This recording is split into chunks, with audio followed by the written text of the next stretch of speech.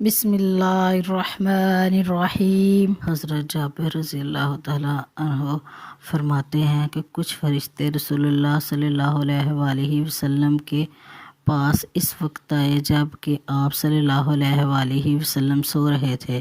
فرشتوں نے آپس میں کہا، تمہارے اس دوست یعنی رسول اللہ صلی اللہ علیہ وآلہ وسلم کے متعلق ایک مثال ہے، اس کو ان کے سامنے بیان کرو۔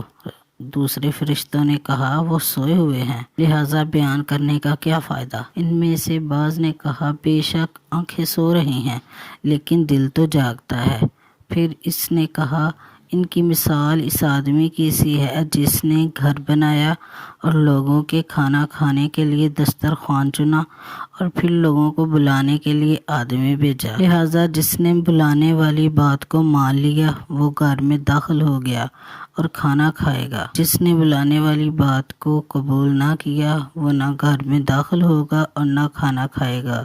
یہ سن کر فرشتوں نے آپس میں کہا، اس کو وضاحت کے ساتھ بیان کرو تاکہ یہ اسے سمجھ لیں۔ بعض فرشتوں نے کہا، بیان کرنے سے کیا فائدہ، وہ تو سوئے ہوئے ہیں۔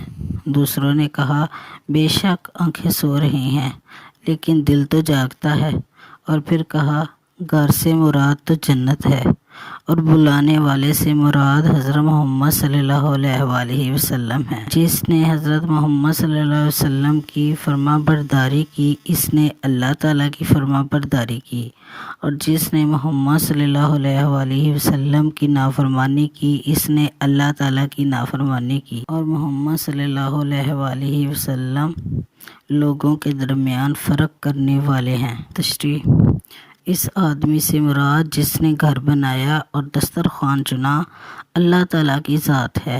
اسی طرح دسترخوان اور کھانے سے مراد بہشت کی نعمتیں ہیں۔ رسول اللہ صلی اللہ علیہ وآلہ وسلم کی ذات گرامی لوگوں کے درمیان فرق کرنے والی ہے، یعنی کافر و مومن، حق و باطل اور صالح و فاسق میں آپ صلی اللہ علیہ وسلم فرق کرنے والے ہیں۔